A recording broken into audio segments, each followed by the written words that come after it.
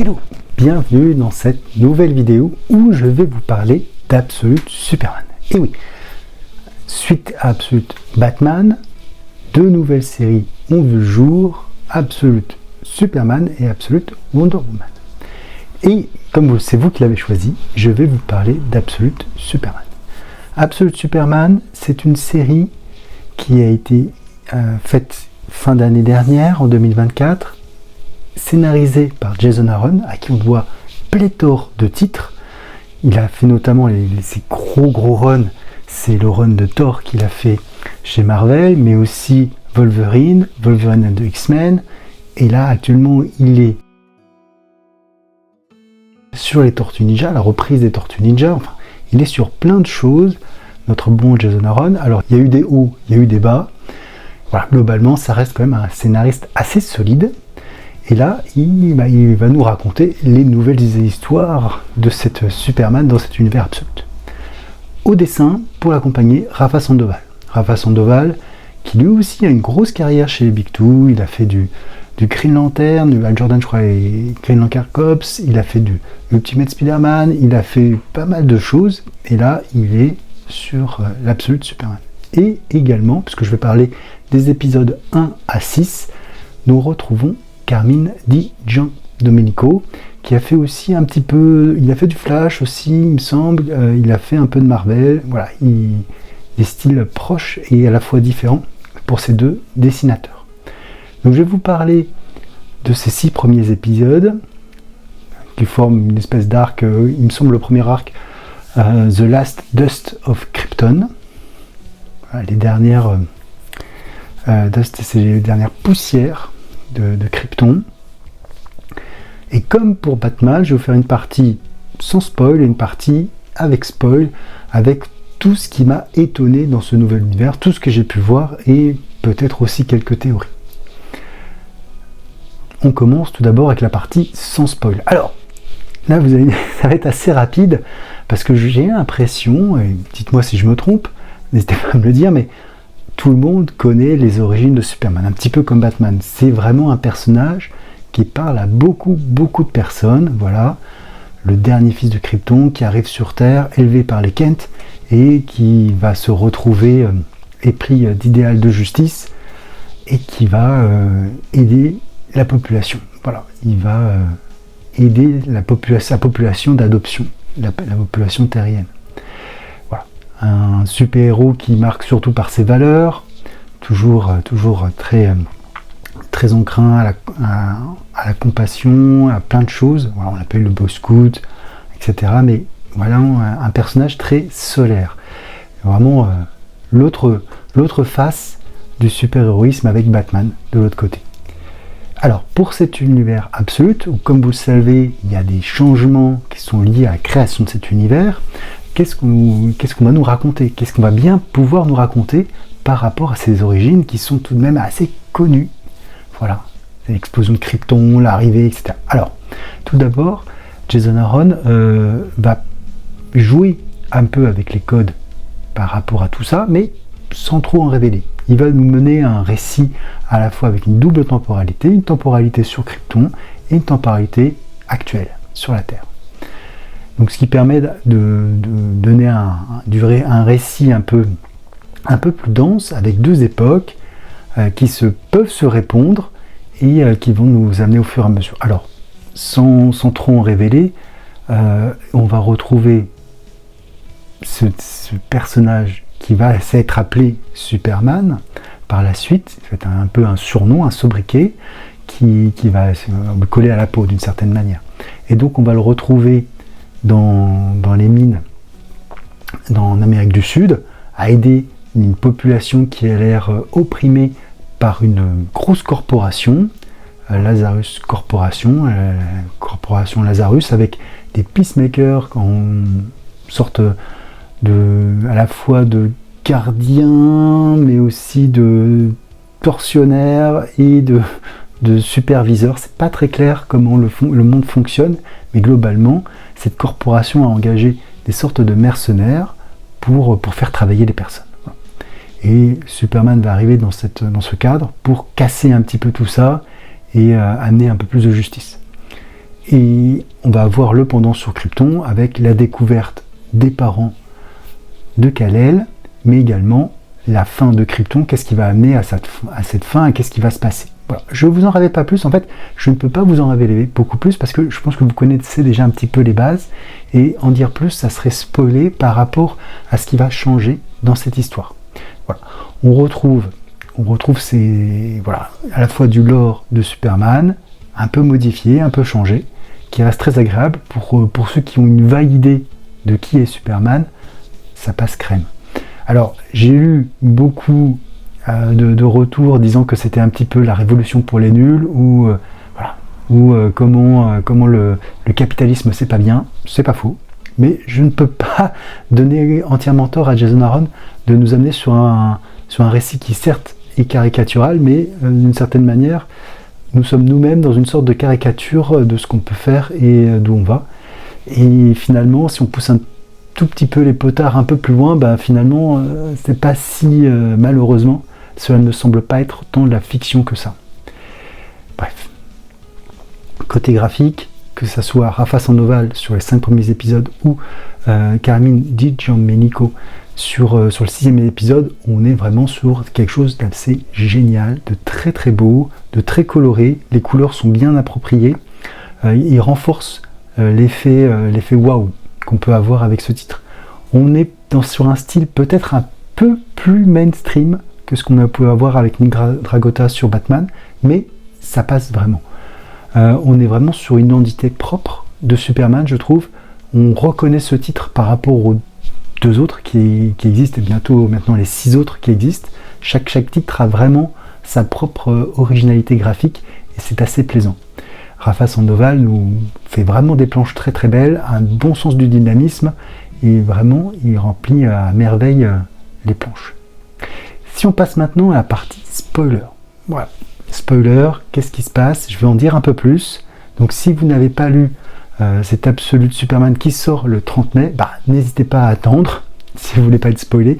Si vous l'avez déjà lu ou que vous avez envie de spoiler de certains aspects de l'histoire, restez. Voilà.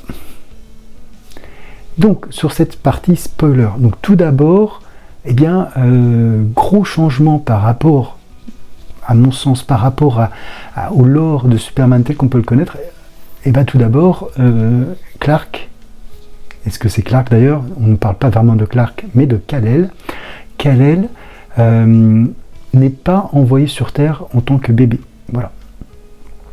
Et Kal-El va vivre avec ses parents, Jor-El et Lara-El, pendant un certain temps sur Krypton. Et là aussi, on a ce système de caste qui existe sur Krypton, qui me semble avait été établi, ou en tout cas pour la première fois un petit peu dit, alors, je crois par John Byrne, sur une mini liée à Krypton. Et donc on a toute cette notion de classe qui habite sur Krypton, avec bien sûr la classe scientifique la plus haute, et qui est les clercs, on les appelle comme ça, je ne sais pas comment ça le traduit en français, et la classe la plus basse, c'est les hommes d'acier, Man of Steel avec le S, qui sont vraiment la caste la plus basse et qui font tout le reste. C'est une société qui est très hiérarchisée autour des sciences, et les 2 parents de Kal-El, eux, sont des scientifiques de génie, mais qui ont été, de par leurs idées, conduits à pas encore dénoncés comme hérétiques, mais vraiment mis de côté par rapport à tout ça. Donc ils sont pas dans la ville, ils sont pas à Kandor qui est la grande ville, ils sont plutôt dans la campagne. Et ça aussi c'est un premier changement, parce qu'on a toujours eu cette notion où Jor-El découvre que la planète va mourir et qui n'arrive pas forcément à le dire à ses pairs, mais là c'est encore différent puisqu'il est dans une classe en deçà et que c'est difficile de contredire les doyens des scientifiques par des idées. Donc on va retrouver d'ailleurs, et Lara aussi est très intelligente, et elle, son rêve c'était d'explorer astronaute, d'explorer l'espace, et en fait l'exploration c'est pas vraiment le truc de Krypton. Elle a été jugée pour des idées, a été déclassée, malgré son intellect assez important, tous les deux ont été déclassés et travaillent maintenant, lui en tant que mineur, je crois, et elle en tant que réparatrice mécanicienne. Donc, sans juger, hein, les mécaniciens sont très forts, mais voilà, on est vraiment sur une société qui normalement ne se préoccupe pas de ce type de basse besogne. C'est plutôt il phosphore sur tout ça. Donc c'est assez intéressant de voir que les deux parents de Kal-El sont des scientifiques, mais avec une certaine limite due à leur choix de vie. Et Kal-El va vraiment être le fruit de ça, le fruit de cette réflexion, de ce changement. D'ailleurs, il va lui-même casser un petit peu les codes et enfreindre les lois en ne faisant pas les devoirs comme il devrait les faire, sans se servir des bases de données, en réfléchissant par lui-même, en faisant les choses par lui-même. Voilà. On a déjà cet aspect un petit peu journaliste de Kal-El, en tout cas pas de lanceur d'alerte, mais presque un petit peu un lanceur d'alerte, ou en tout cas quelqu'un qui va donner la vérité et essayer de la propager. On a déjà un petit peu cette notion-là. Ce qui est aussi intéressant, c'est que, bon, j'en parlerai parce que pour moi il y a un gros parallèle entre le premier épisode et le 6e épisode, c'est voilà. Donc on a toute une partie sur Krypton, où en fait Kal-El et ses parents vont vivre un certain temps. Et Jor-El va bien sûr découvrir que la planète meurt, et ils vont se mettre en quête de construire un vaisseau, ces deux parents, pour s'en aller. Donc ça va être une intrigue au long cours en fait, ça va pas être en 2-3 pages, ils vont construire le vaisseau et puis ça va être comme ça. Non, ça va être au long cours, comment on va voir aussi les conséquences de la mort de Krypton par rapport à la faune, par rapport à la flore, par rapport à elle-même, à la structure géologique de la planète. Ça va être assez longuement expliqué, voilà, ça va pas se passer en une fois. Et on va aussi voir les manigances des scientifiques, des clercs, ce qui va se passer, la vérité. Il y a plein de choses, donc on va voir vraiment tous ces aspects. Et moi, surtout, le point qui m'a le plus enthousiasmé, en tout cas qui m'a le plus étonné, c'est que, bon, effectivement, comme je vous le disais, on a ce Kal-El bébé qui va partir. Là, il n'est pas bébé, il est plutôt ado, jeune ado, quand la planète va vraiment exploser. Et surtout, il découvre la vérité, et ses parents, il dit oui, mais vous allez m'envoyer tout seul. En fait, ses parents lui disent non, en fait, on va partir tous ensemble, et on va essayer de sauver le plus de personnes possible. Donc on est bien loin de cette urgence qu'on peut avoir dans les autres versions, où finalement, en très peu de temps, il faut construire la capsule, et il ne peut y avoir qu'une seule capsule. Là, ils ont leur plan qui est prévu depuis très longtemps, qu'ils mettent en place, et qui vont faire en sorte de sauver le plus de personnes. L'autre point intéressant, c'est que, globalement, on voit, je parlais tout à l'heure d'un peu de révolution pour les nuls, etc., la classe dirigeante, elle sait ce qui va se passer, et elle va construire de son propre côté, son propre vaisseau spatial, pour se sauver elle-même, pour sauver les élites, pour sauver ceux qui le méritent selon eux, et pas les autres. C'est aussi dans un monde, finalement, où les riches et les forts peuvent diriger et faire ce qu'ils veulent, alors que les autres subissent ce qui se passe. C'est certes un très gros, c'est l'épaisseur du trait n'est pas, c'est tout le contraire, c'est pas l'épaisseur du trait, c'est vraiment gros marqueur, mais je trouve ça intéressant parce que voilà, ça donne, on est dans un monde où on peut partir en fusée quand on est milliardaire pour 11 minutes, là où on pourra mettre en tant que personne lambda des dizaines d'années de voyage avant d'atteindre la même empreinte carbone. Donc voilà, on est vraiment sur deux, et je trouve que ça rapproche quand même beaucoup de choses de notre univers. Bon, globalement, donc pas mal de temps sépare le début du départ de Krypton, et on a un départ de Krypton qui se fait dans l'urgence, mais en sauvant des gens, et qui va exploser d'une certaine manière avec une fin assez tragique, avec le cliff de l'épisode 5, qui m'a vraiment beaucoup marqué, que j'ai trouvé vraiment très impactant. Je ne veux pas vous le révéler, même si on est en zone spoiler, parce que je trouve que c'est quelque chose qui se savoure quand ça arrive. Voilà. Donc on a cet aspect-là, et on a aussi l'arrivée de Kal-El sur Terre. Il va se heurter à ces peacemakers, et aussi à une certaine Lois Lane, qui elle est dans un rôle très différent de ce qu'on peut l'avoir, puisqu'elle est une espèce de sergent, de lieutenant dans cette partie des peacemakers.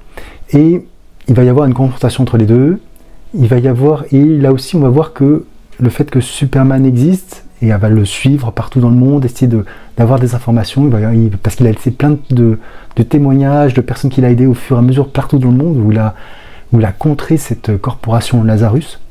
Et on voit qu'elle change aussi à son contact, elle se pose des questions, et ça aussi c'est intéressant de voir comment ça se passe.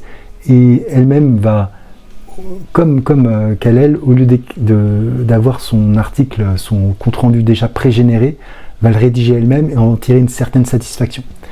Voilà. Donc c'est un rôle plutôt intriguant pour Lois Lane. Voilà. On retrouve aussi son père, le général. Donc là, dans un rôle de général à la retraite. Mais c'est aussi intéressant de voir qu'elle est plutôt dans le côté militaire que le côté journalistique. Ça donne une autre once. Et les Kent, me direz-vous. En fait, ça faisait partie de la promesse. Pas de Kent. Et en fait, les Kent arrivent quand même, puisque c'est l'épisode 6. Ils arrivent, mais dans un rôle très, très différent, puisque, comme je vous l'ai dit, Kal-El ne part pas bébé. Et donc, quand il arrive sur Terre, après une très longue période dans l'espace, en fait, c'est pratiquement un jeune adulte, voire un adulte. Un jeune adulte, je pense. Ou fin ado, jeune adulte. J'arrive pas à situer vraiment son âge, mais c'est pas très important. Et en fait, il va rester un temps assez court avec eux, avant que ça soit vu et que les peacemakers arrivent, etc. Parce que tout est contrôlé par Lazarus. C'est aussi un truc assez intéressant, c'est que voilà, cette corporation est partout, elle génère tout. Et là où je fais le parallèle avec l'épisode 1, c'est que sur l'épisode 1, on voit un fermier sur Krypton qui doit payer pour que ses champs soient arrosés. Et en fait, c'est la même chose sur Terre, où en fait... à un moment donné, il va y avoir des drones qui vont être détruits, et ces drones en fait empêcher la pluie de tomber. Et dès qu'ils vont être cassés, ça va pleuvoir sur la ferme des Kent. Et donc ce parallèle, je trouve ça intéressant, parce qu'au final, les corporations, quelles que soient, elles sont partout les mêmes, quoi. C'est juste du profit pour récupérer, etc. Voilà. Un autre point intéressant, c'est qu'en fait, Kal-El est accompagné d'une intelligence artificielle qui va lui servir à se recharger son énergie, le dépenser, à être une espèce de costume protéiforme et qui va l'aider à faire plein de choses. Ça aussi, c'est un aspect assez intéressant. Ça donne un aspect un peu plus à la fois organique à la cape, au costume et au pouvoir. C'est une bonne idée et surtout une espèce de contrepartie aux réflexions que peut avoir Kal-El. Voilà. Il n'est pas tout seul, il y a quand même ça. Même si ça semble être bien le dernier Kryptonien, ou en tout cas un des seuls Kryptoniens à être arrivé sur Terre. Voilà. Et donc voilà, tous ces points de vue, moi je trouve que c'est vraiment, ça donne quelque chose. On est à la fois dans du Superman qu'on connaît, mais qui diffère, et avec d'autres thèmes peut-être plus actuels, peut-être même si Superman a toujours été finalement assez actuel, puisque les débuts de Superman, c'était comment dire, quelqu'un qui luttait contre les injustices, et les injustices par rapport aux propriétaires, par rapport aux banquiers, etc. Là, on retrouve un petit peu cet esprit. C'est pas inintéressant d'avoir ce point de vue-là, en tout cas à mon sens. Donc, pas mal de choses. On va retrouver aussi Jimmy Olsen dans un autre rôle. Là aussi, je vous en révèle pas plus, mais c'était pas inintéressant de le voir dans cette partie-là, à voir ce que ça va donner. Voilà. Donc au final, vraiment beaucoup de bonnes choses dans ce Superman. C'est vraiment une très bonne pioche. J'avais été conquis par le Batman, le Superman qui était un peu plus faible au début, mais a vraiment grandi avec les épisodes pour devenir très très bon à mon sens. Donc vraiment une bonne pioche que ces Absolutes. Donc vraiment, je vous invite à acheter un coup d'œil, au moins sur ce premier arc. Après, voilà, on verra comment ça va être la suite. C'est toujours un petit peu la même chose, c'est qu'on peut avoir un très bon premier arc, et puis après, ça peut s'effondrer ou pas. J'espère que non, j'espère qu'on continuera à avoir des bonnes histoires sur ces personnages-là qui sont réinventés d'une certaine manière, et en changeant quelques pièces, ce qui donne des angles assez intéressants. Comme d'habitude, si vous avez aimé cette vidéo, n'hésitez pas à liker, n'hésitez pas à commenter. Je suis très curieux de savoir si vous l'avez lu, si vous comptez le lire, ça fait faire partie de votre wishlist. Voilà. Et sur ce, je vous dis à très bientôt. Ciao.